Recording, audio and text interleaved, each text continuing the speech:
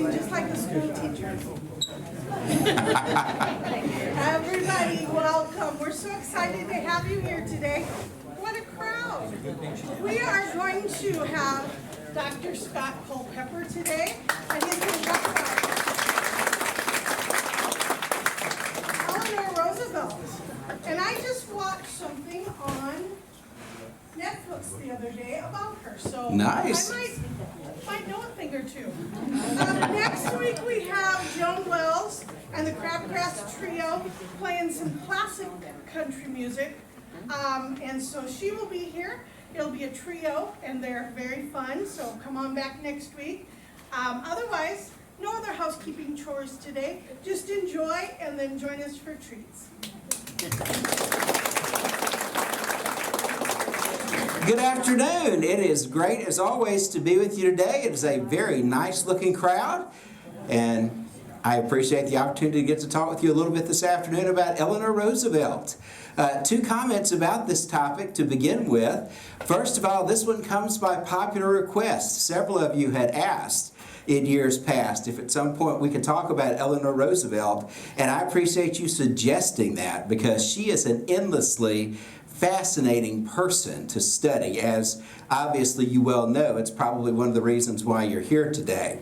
Also, I have to thank my beautiful wife, Ginger, because she was very helpful with the research for this, because right at the time that I was starting to examine Eleanor's life and history, Ginger had begun reading a book that we'll highlight in the recommended books section. And so this was really fun. We collaborate on a lot of things. In fact, unfortunately for her, everything I write, she reads because she's my in-house editor, so she has to struggle through. And somebody said to her earlier, "Oh, did you come to hear this guy today?" And my response was, she gets to hear from this guy probably much more than anybody should have to. So we always collaborate on stuff. But it was a lot of fun preparing for this one because we would just talk about things and discuss all the different things we were learning about Eleanor Roosevelt. So she definitely had a huge influence on putting this together today as well.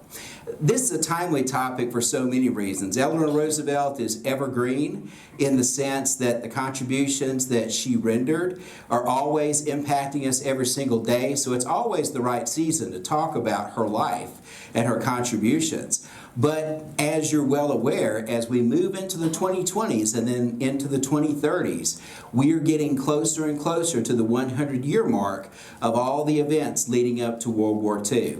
We're also sadly losing that generation as more and more of them are dying at this point, and we're losing that firsthand access to the story of how these people weathered the Great Depression and World War II and the very powerful threats that they were able to overcome. So it's great that we are at this point able to revisit this history as the 100-year anniversaries are rolling around to remind us of both the dangers they faced during these periods and the ways that they overcame them, and hopefully to encourage us in the struggles that we're facing as well today. Eleanor Roosevelt was born in the year 1884, same year as Winston Churchill, in fact. It's kind of funny to think of all those famous people as contemporaries, but of course they were. And she lived until 1962, so much later in the 20th century than some people might think. She was born into privilege, and so you would think that she would be the quintessential person born with a silver spoon in their mouth. And in regard to her wealth, she was. But her childhood was extremely traumatic because of the family situation into which she was born. Her mother was Anne Hall. Her father was Elliot Roosevelt. They, like the Kennedys later, are part of what you might call New England royalty, at least as close as Americans come to royal families in America. The Roosevelts were an old Dutch family, very powerful financially and politically.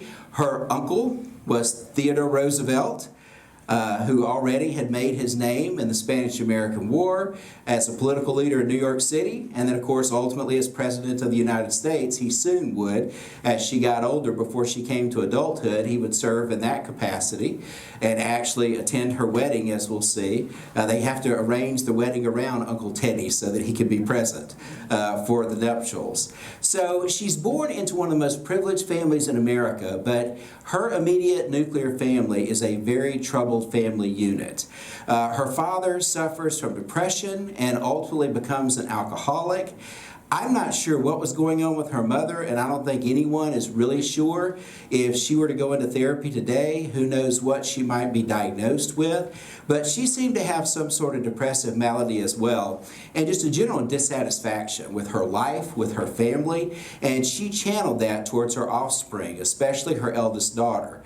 She very openly referred to Eleanor as plain, as an ugly duckling, and very early in Eleanor's life, before she's 6 or 7 years old, they take to calling her Granny because she's so grave, she's so grown up. She doesn't act like a child should act.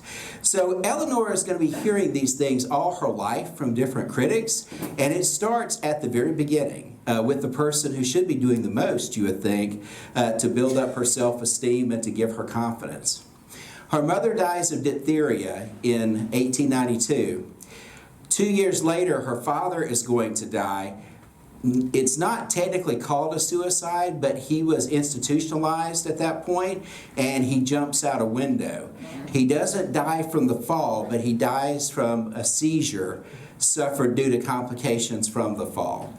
He was a very, very struggling alcoholic, and Eleanor carried the burden of that.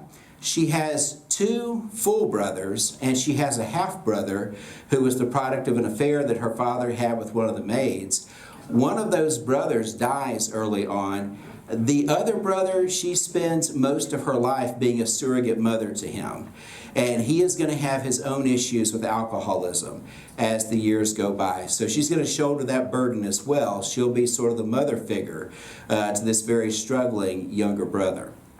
She goes to live with her aunt, and as many young women of that time did, she ultimately goes off to a finishing school. This one is the Allenwood School in London. And so for the first time, she, in the late 1890s, leaves America, and she goes to a place where she can kind of occupy her own space.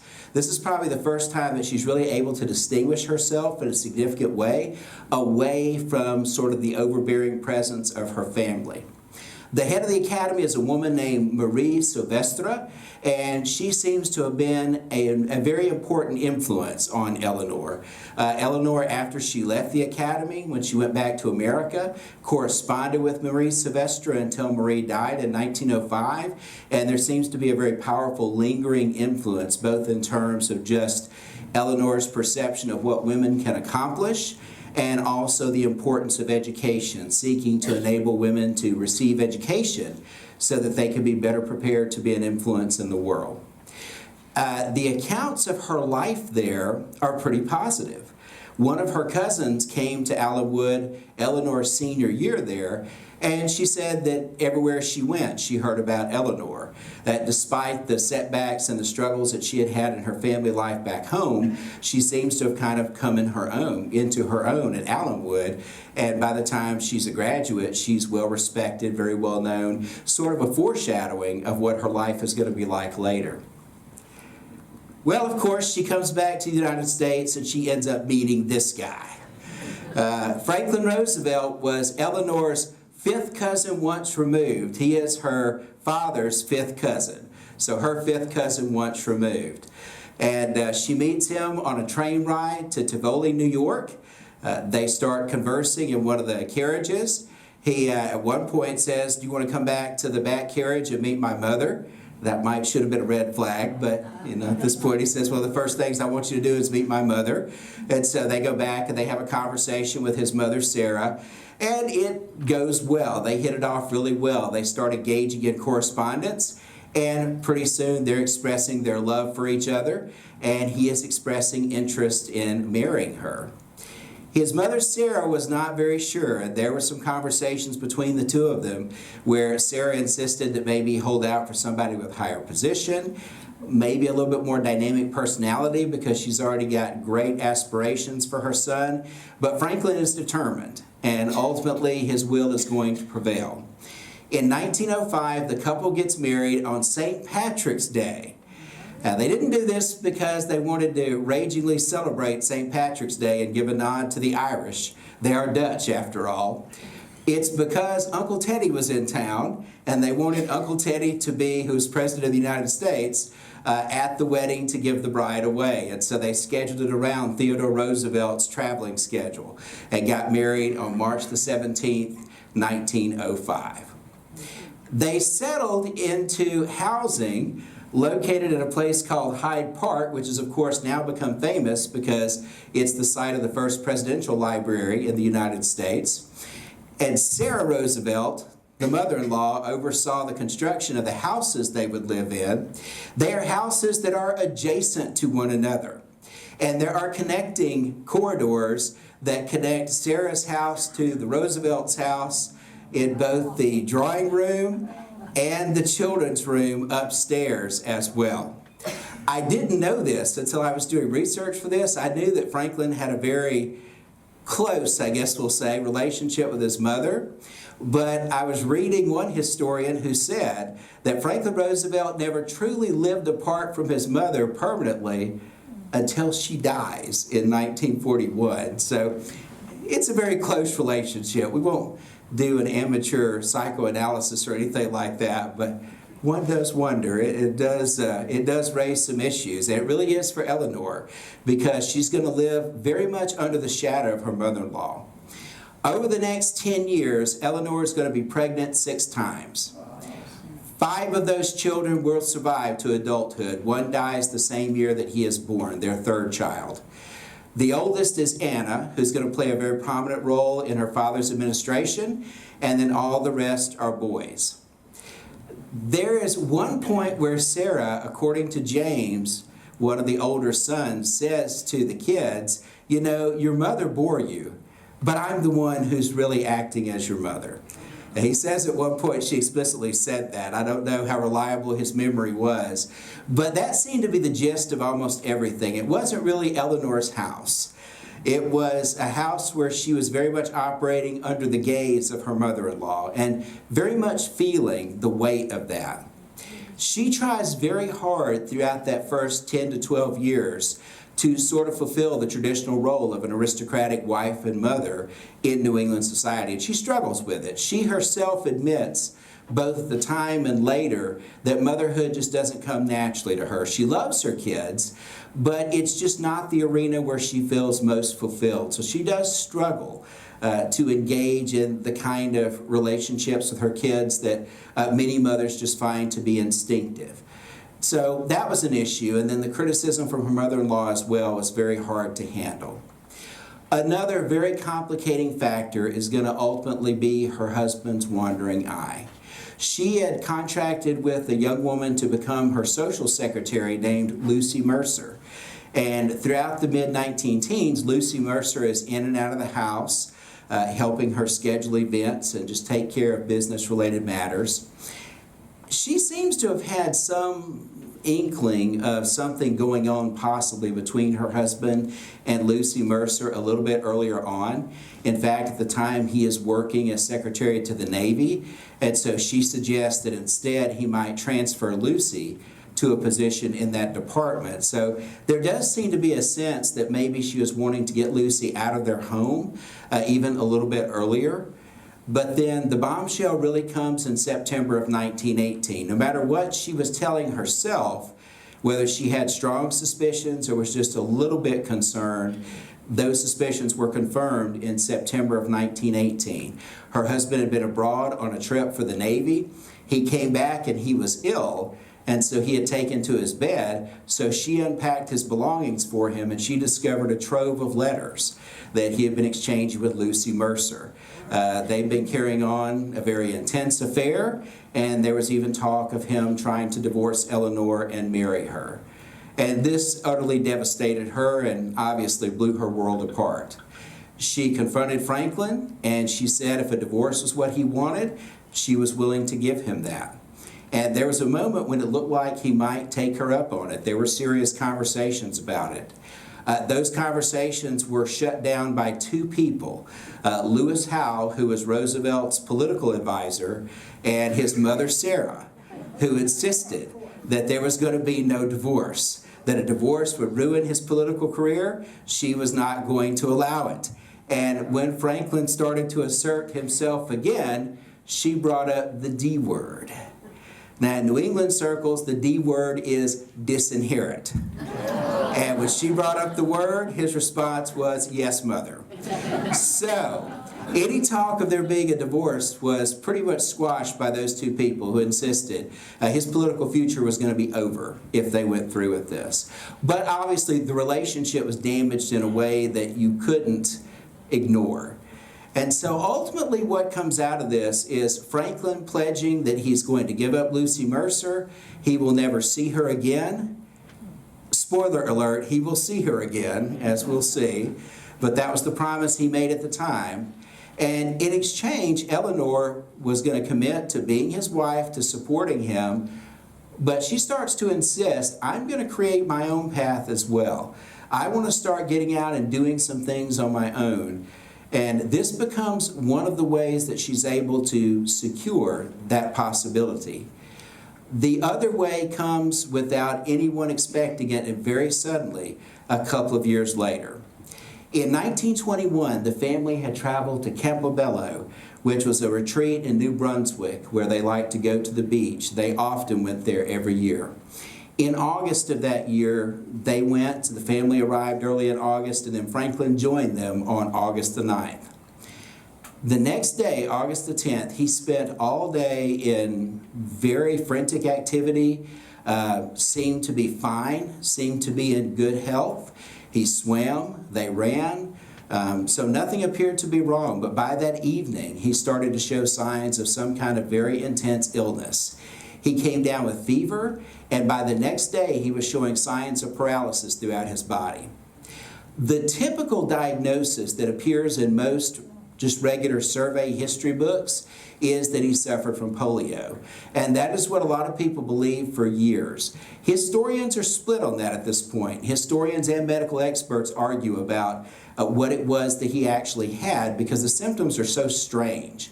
The pattern of paralysis throughout his body doesn't fit the normative pattern for either polio or several other illnesses either. So there's been a lot of conversation about what exactly it was, from suggestions of a variant kind of polio to maybe Guillain-Barré syndrome. People are still trying very hard, and as you know, as we've talked about before, it's very hard to diagnose from a historical distance. You know, you do the best you can, but doctors, psychiatrists would say that it's a very dangerous thing to try to make a diagnosis from so far away in time with limited information. Whatever it was a very serious, life-threatening illness, and he could very easily have died the first 5 days. Many physicians credited Eleanor's care for him during that time, which she was very conscientious about, to helping save his life. They finally moved him down from Campobello down to New York, where he was closer to the doctors. They did the best they could, and ultimately they saved his life. But in the end, it was obvious that he was going to not have the use of his legs for the rest of his life, that he could probably get back a certain level of mobility, but he was never going to be completely able to use his legs the way that he had before. Obviously, a devastating personal blow, and raised a lot of questions about what had been a very promising political future. He had just run as vice president on the ticket that lost, but he had run in 1920, and there was every expectation that he would run again, either as vice president or in his own right at some point. Now there were serious questions about whether he could have a political future. Ultimately, his family encouraged him to continue. He himself decided that he wanted to try to still have a public life. Eleanor is instrumental throughout the entire period in the 1920s. Whatever problems there were in their marriage, and it is definitely a strange marriage, there is a sense of very real regard that they have and respect for each other too. She never wavers in regard to her support for him. And people from Lewis Howe, his political advisor, to the doctors that attended him, they all universally said that had it not been for her, it's very unlikely that he could have overcome these struggles. He goes on, as everybody knows, in 1928 to be elected governor of New York when Al Smith runs for president. In 1930, he is elected once again as governor of New York. Then, of course, in 1932, he is going to run for President of the United States against Iowa's only president, Herbert Hoover. He defeated Hoover. We'll forgive him for that because, at least we got one Iowan in the White House.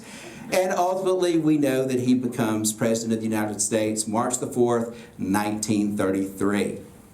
In the course of his campaigning, he went all over the country and was accompanied by his daughter Anna, who's going to become one of his major political advisors, and of course by Eleanor. He comes here, this is one of the fun things my wife and I got to discuss early on September the 29th, 1932. In the course of his campaign, he stops over in Sioux City, Iowa. And in fact, you can go online and read the address that he gave that day, which is on agriculture. Imagine talking about that in Iowa. He must have thought Iowans were interested in that sort of thing. So you could search that on Google or Yahoo and it'll come up and you can actually read the address that he gave here at Sioux City.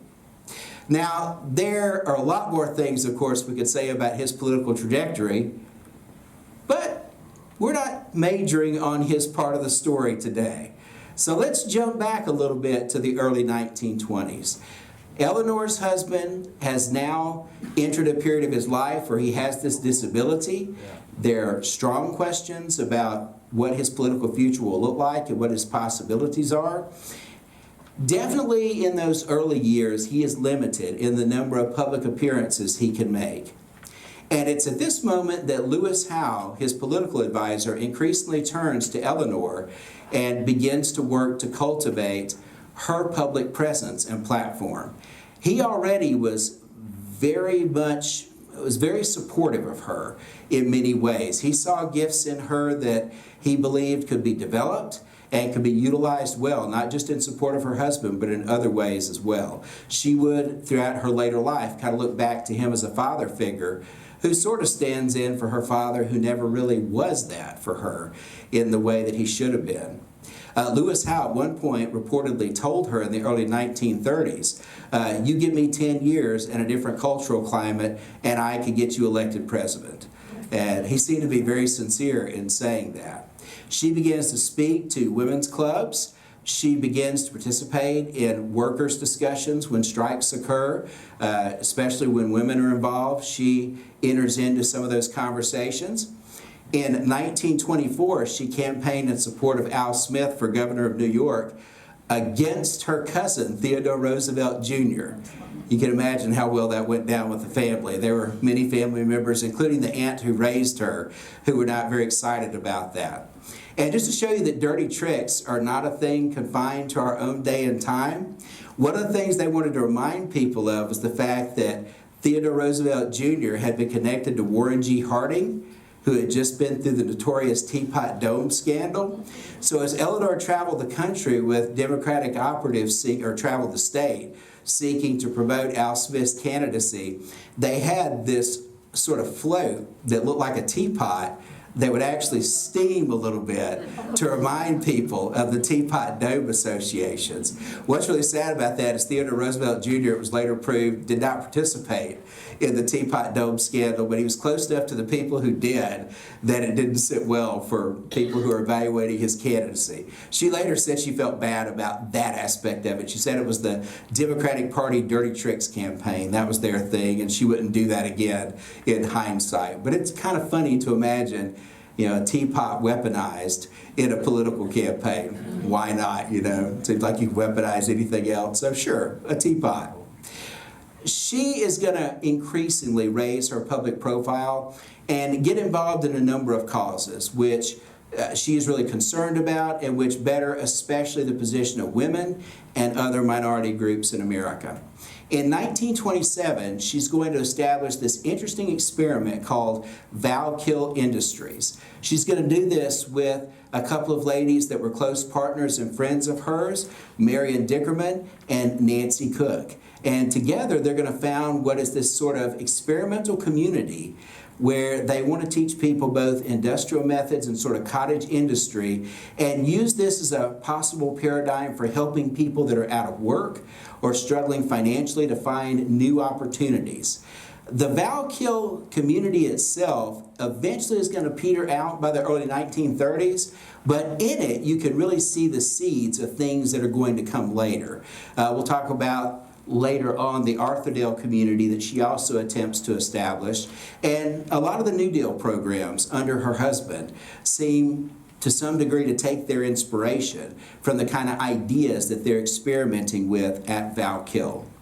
She's also going to help purchase the Todd Hunter School in New York during this same period in 1927, and the school is going to be dedicated to especially educating young women and helping them find opportunities in the job market.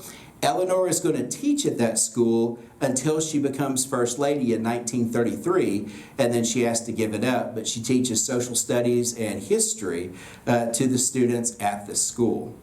So she's very heavily involved in these endeavors to better people's financial situation and think about educational opportunities for them as well. And again, this is part and parcel of what they're going to be dealing with together once Franklin becomes president, addressing the issues raised by the Great Depression and trying to help people find ways to survive that financial crisis. She also is going to enter into another very controversial arena at this time, and that is the arena of civil rights advocacy. She meets in the course of all of this work to understand how to educate people better a woman named Mary McLeod Bethune, who is an African-American educator who had already done a lot both to open opportunities for women to be educated and for African Americans to hopefully receive better opportunities as well. And she's very taken with Mary McLeod Bethune, very inspired by her, and soon she is fully invested in the pursuit of attaining greater civil rights for African Americans. She is a Democrat in the 1930s and 40s. You've heard of the Solid South. The Democratic Party is heavily influenced by Southern interests. As much as I love the region of my birth, the Southern legacy in race relations, you may have heard, is not good. It is horrible. Eleanor is pushing for greater rights for African Americans, supported by a party that is very divided on those issues at this time. She is wanting to move much faster on these issues than Franklin and those in his inner circle. So there's this constant sort of push and pull where she is very much encouraging him to do things like, say, support anti-lynching laws, something that he ultimately will fail to do, or to have a greater presence of African Americans in his cabinet, which actually he will do. He will establish sort of an alternative cabinet office dedicated to the issues of African Americans. It's not official in the sense it's not part of his formal cabinet, but it was sometimes known as the Black Cabinet or the Shadow Cabinet. And Mary McLeod Bethune will become one of the members of that, people who are able to advise him on the concerns and opinions of African Americans. This creates a lot of controversy for her. Eleanor Roosevelt is already sort of an unconventional first lady. Stepping into the civil rights issue is really going to raise a lot of hostility for her. There were all kinds of conspiracy theories. Imagine that. Conspiracy theories in American politics. I just don't know where these things come from. One of the legends that was going around in the South was that black folks were creating, quote, Eleanor clubs to talk about ways they could disrespect their employers. They also spread the rumor that black people were observing what were called Eleanor days, where on that appointed day, they would push white women down on the street. There's no evidence that either one of those things happened anywhere. It seems to have been the absolute product of the fervent imaginations of her critics. But those are the kind of things that were being said.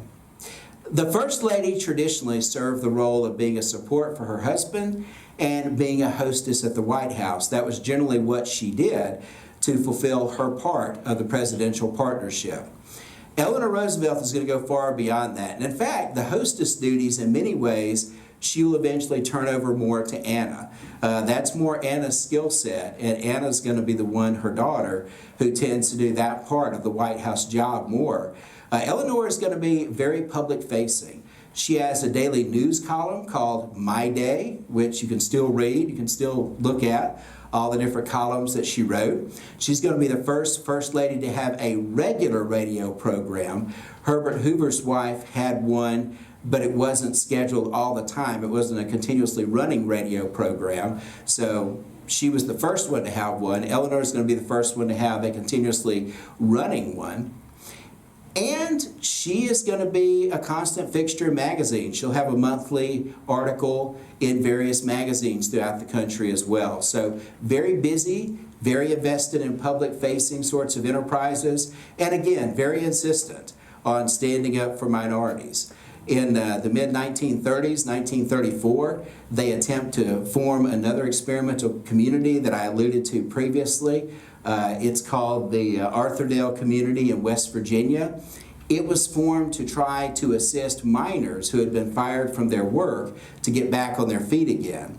And again, they tried to encourage them to engage in cottage industry and other creative means to make a living after they'd lost their jobs in the mines. One of her big disappointments here with this experiment was that she tried to make the community interracial, and the people just weren't having it. The white people who came first were not having it. So they actually created a second community for blacks and Jews that did pretty much the same thing. Neither one of those were a raging success. They had their momentary successes, but they eventually began to sort of fade in the early 1940s. But again, there are a lot of lessons that are learned, just as in the Val-Kill Industries work, that are applied later on as well. That experience makes her even more committed to the idea of advancing civil rights for all. There was a famous episode in the late 1930s where a singer named Marian Anderson was supposed to come and sing for the Daughters of the American Revolution, or at least they wanted her to. The Daughters of the American Revolution refused. Eleanor thought she could help with that because she was an honorary member, but they wouldn't listen to the First Lady either. And so ultimately they refused to host Marian Anderson, especially not in the White House. Eleanor arranged instead for her to sing on the steps of the Lincoln Memorial. And people gathered, and it was a spectacular concert. And it was both her way of getting around the prohibition that the Daughters of the American Revolution had issued, and a way of highlighting this issue, the kind of prejudice that was being openly displayed all around. It was said that when Mary McLeod Bethune would show up at the White House, despite her extensive educational credentials and very respectable demeanor, she was often ignored. People wouldn't speak to her when she was standing at the gate waiting for someone to acknowledge her. And when Eleanor knew she was coming, what she would need to do is walk out to the gate and accompany her inside, arm in arm herself, to make sure that she was properly seen into the White House. So again, very courageous on her part, very sad legacy for the country as a whole. Of course, in 1941, the challenges that they were facing changed as we moved into a dramatic new phase of our history, as we enter into World War II. The world had been gripped by communism, by fascism, and all of the fallout from that in the 1920s, the 1930s. Of course, the war had started in 1939. Americans had been very isolationist in terms of broader public opinion up until the Pearl Harbor attack, December 7th, 1941, and at that point we entered the conflict. Franklin had wanted us to enter earlier, but didn't feel like American public opinion would warrant it. Of course, once the Japanese attacked Pearl Harbor, that shifted very quickly. Eleanor was very much involved in the war effort. As a presidential spouse, she was often on the road visiting with troops. She even went overseas and a few times visited with troops in the field. There's a great video that you can get on YouTube of her telling a joke to a group of GIs where she talks about this soldier who's complaining because he hasn't, quote, shot any Japs. And the officer says, well, just go up on top of the hill and raise your hand and yell, "To hell with Hirohito." And they'll all pop out and you can maybe fulfill your quota. And so the soldier does that. He stands on the top of the hill and shouts, "To hell with Hirohito."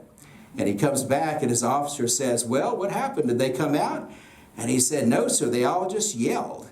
And he said, well, what did they yell? He said, they all yelled, "To hell with Roosevelt." And so it's hilarious, especially with his wife telling the joke.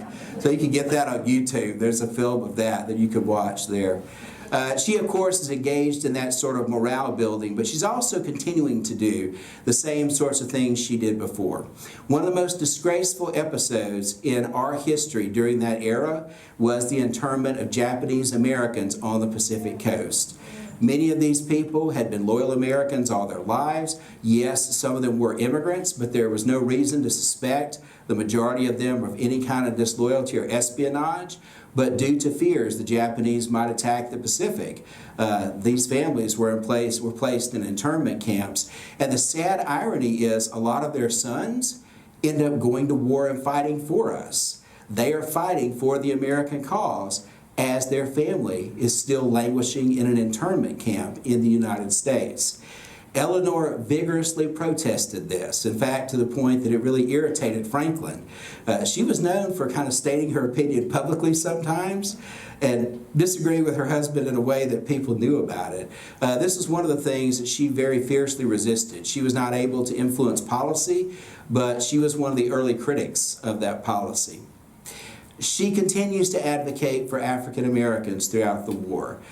She is one of the people who really encourages the idea of putting the Tuskegee Airmen into combat. There were some people that said these are African American pilots. Who knows if they're up to the task or whatever.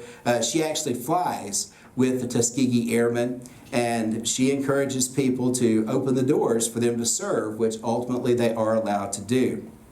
In terms of flight, I was telling my wife that it's amazing the number of things she did. It's hard to list everything, so things may just occur to me that I throw in as well. The multitude of things she did. She was friends with Amelia Earhart before Amelia Earhart disappeared, and she actually got her permit to learn to fly, but she never actually went through with doing the lessons, and so she was very interested in aviation and a big promoter of that as well. She hung out with several prominent people in order to raise money for various causes. You may recognize this redhead that she's hanging out with on the left. This is Lucy, or Lucy, and she comes to the White House in order to partner with Eleanor to raise money for awareness of polio, and because that was what they assumed that Franklin had struggled with. And so that was one of the things that she was doing during that period, including other charitable causes to raise money for the soldiers in the war effort as well. Now we come now to sort of the post-marriage part of her life. And again, she is amazing in regard to the sheer volume of things that she did in the period after Franklin dies on April the 12th, 1945. I often marvel at Winston Churchill's career because when he sort of goes into the wilderness for a bit at the end of the 1920s, he hasn't yet become prime minister. He hasn't yet become the legendary war leader of Britain. And yet, even if he had never done that, he would be someone we would talk about. Probably not as much, but he had already lived a whole lifetime and become a pivotal figure even then. And then he comes back and exceeds that tremendously. Eleanor's the same way. If she had retired and sort of gone into the pages of history right after her husband's death, she would already be well remembered for all the things that she had done. But she's about to do even more. President Roosevelt dies in 1945 at his vacation home in Warm Springs, Georgia. He has served at this point an unprecedented 3 1/4 terms as President of the United States. Now, according to constitutional law, nobody will ever do that again. But up to this point, the idea of a 2-term president had just been a custom set by George Washington. It wasn't yet the law of the land. And so, perceiving the crisis at the beginning of World War II, he ran for a 3rd time. He was elected 4 times as president, which means Eleanor Roosevelt is the longest serving First Lady in American history. When he died, he was there with some friends, including the aforementioned Lucy Mercer. And in the days after his death, Eleanor discovered from her daughter Anna that after Lucy Mercer's husband had died in 1944, they had renewed their relationship and had seen each other pretty often. And in fact, Anna, her daughter, had helped facilitate these meetings. So it was a bad moment. Relations between Anna and Eleanor were not good for a little bit, as you can imagine. And Eleanor discovered that there's a whole network of friends and relatives who helped to hide this relationship from her. So it was a pretty devastating blow. At the time that she's mourning her husband, she finds out he's continued those infidelities. And there were others as well. And maybe during the Q&A we could talk a little bit about the complicated marital history. For both of them, there are all kinds of rumors about other relationships, people they might possibly have had romantic involvement with. So it definitely is a marriage that is a partnership. There is respect there, but it is far from traditional in every sense of the term. There are other people who are connected to this marriage relationship as well, and it really complicates things. Once he has died and she is no longer First Lady, the thought at first is going to be maybe she's just going to focus on her private concerns. But almost immediately, she is tapped by President Harry Truman to serve on the United Nations. The League of Nations had been, well, there's no way to really clean it up, an absolute failure. And the United Nations was going to very much depend on cooperation. And this time, hopefully, the support of the U.S. as well, which the League of Nations didn't have in order to be any kind of success. President Truman wanted Eleanor as part of that, and so she begins to serve on the founding council of the United Nations. And I won't read off the list of all these different committees that she's on, but basically to sum it up, she is on a number of very high-profile committees that are doing very active work around the world to promote human rights.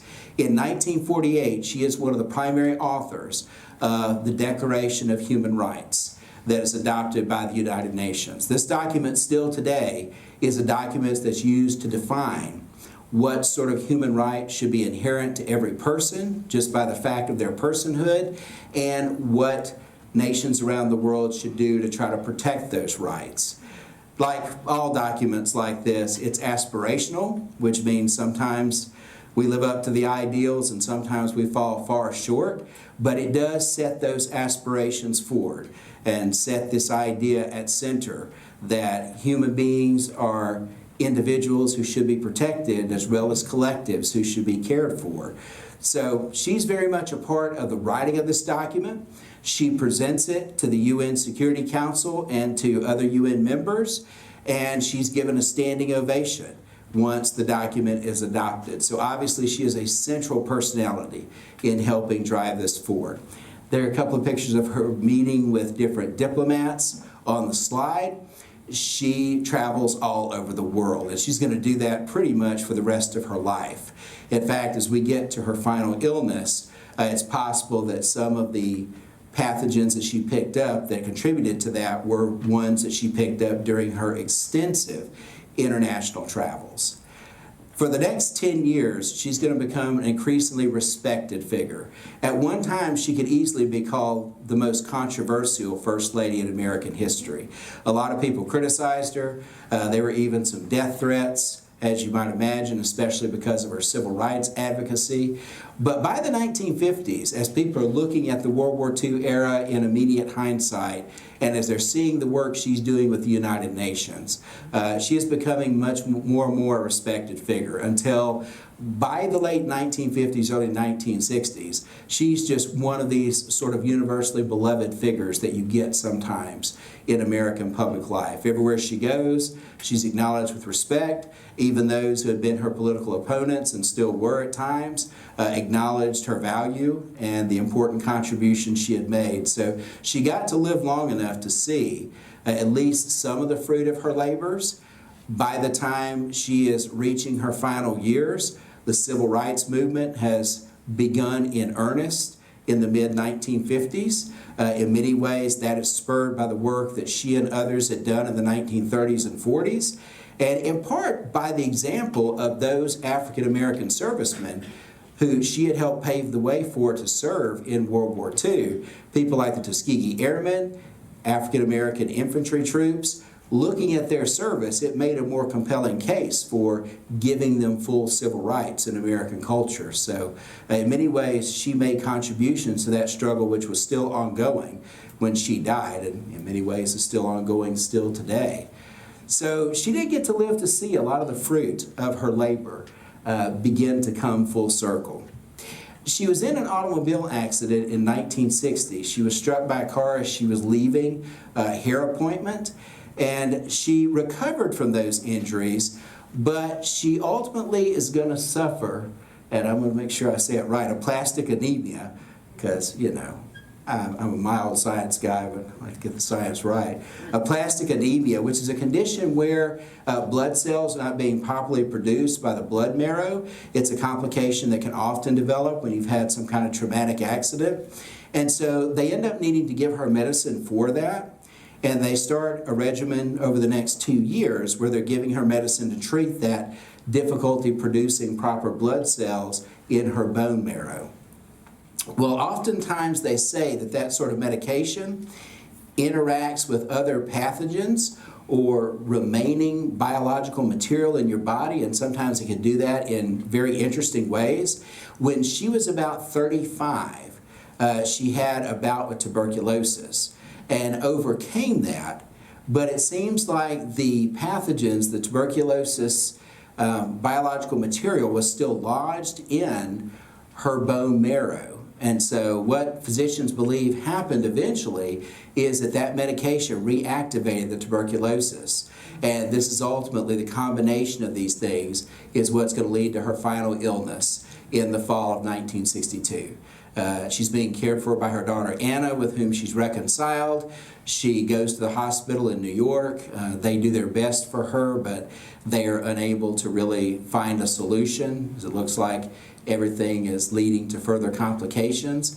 Ultimately, she's going to say, well, I'm not dying in a hospital.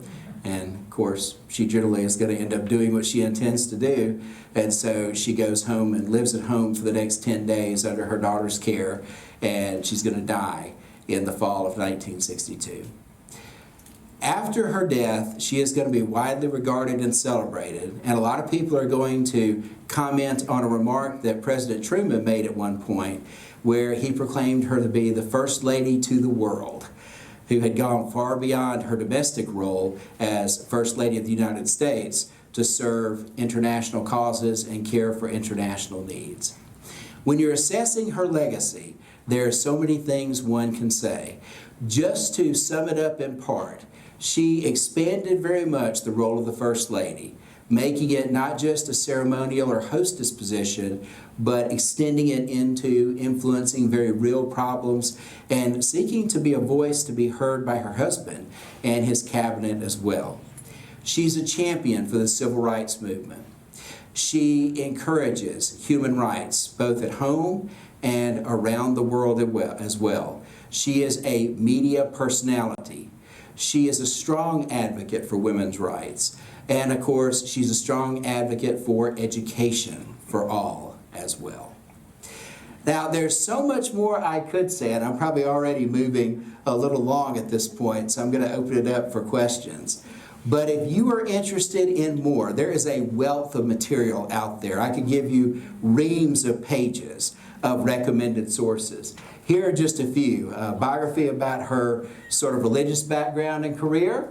The middle one here is part of a series of 3 biographies, a 3-part biography by Blanche Wiesen Cook, who is one of the foremost historians of Eleanor Roosevelt, and kind of doing the psychological, psychedelic disco thing here. She is the most prominent historian of Eleanor Roosevelt, Blanche Wiesen Cook, and her 3-part biography of Roosevelt is an extensive deep dive if you want to do that. The book that my wife was reading, The First Ladies, is a work of historical fiction, but it is well researched, and it tells the interlocking story of Eleanor Roosevelt and Mary McLeod Bethune and their relationship. And so if you're interested in that aspect of Eleanor's life, it's worth checking out. And then if you're interested in that sort of thou-kill period, the late 1920s or so, where they're doing that industrial experiment, the book, The Three Graces of Thou-Kill, is a book that talks about that lesser-known period of her life earlier on. So I commend those to you as further reading. And at this point, do we have a minute or two to open it up to questions? A minute or two. Okay. So, you got any questions? Yes, ma'am. Was Franklin an only child? that he had so much devotion to his mother? I think so. I have to go back and look, though. I'm not 100% sure. But I think, I don't know. He had a half-brother. Have a half-brother? His father's first marriage failed. Yeah, but not raised with him. No. So pretty much, yeah. Definitely a mama's boy. Yeah, I couldn't think of any brothers, so the half-brother, but nobody raised in the household. Yeah. Yeah, there are red flags there for sure. If your daughter or granddaughter is dating somebody with that strong of an attachment to their mother, that's sweet, but yes, sir. How did they make their money originally? The Roosevelts, a variety of business ventures, commerce and industry. They were heavily invested in commercial ventures and mercantilism out west, selling goods to people on what then was the American frontier. Yeah, a number of enterprises like that. Did one of them own what today is Teton National Park? I don't know. Worth looking into, yeah, maybe. Gave the land for Teton National Park? Oh, gave the land for it? Yeah, it's very possible. Is that Roosevelt? Yeah, that sounds like Teddy. And Teddy actually is responsible for establishing that whole system of national parks. That was his big love. Yeah, so yeah, that makes sense. Definitely. Yeah, other questions? Yes, sir? This is on Franklin again. You touch on how utterly dependent he was on his mom financially till well late into his life. Yeah, which, you know, he could definitely, but he's a public figure. So there's a certain point where he could command a salary speaking, and he could command a salary writing and all those things as well. So definitely there's the possibility of economic independence. But yeah, I mean, early in his life, that was it, the inheritance. And who wants to give that up to pursue a life kind of doing it yourself? So he probably could have made his own way, but yeah, he chose to tie himself to that family money, and that's what everyone else did as well. So yeah, especially in the early years, very dependent on the family inheritance. Yes, sir. And just a second part, how did his wife and him, did they keep their finances separately, or They were mingle them, or? They were mixed at first. In fact, she didn't have much, but later on, she does separate her somewhat. Her ambition in 1933, she said, was to try to make as much money through what she did as he did as President of the United States. And I believe one of the things I read said that she made $75,000 one of those years in the mid-1930s. So, pretty impressive. So I'm guessing she had more than a little bit tucked away in her own. But you know, think about America at this time. We were talking about this earlier. We were talking about how people, ladies that worked in banks, they could sign off on financial transactions, but they couldn't write checks at home because that was prohibited. So yeah, she's got so much money and so much economic power, but for somebody like her, she could probably do more than the average person. Most American housewives couldn't even write checks on their own without their husband's permission. And even then, it was iffy in some cases. Yeah. All right, well, thank you all for coming. Thank you very much.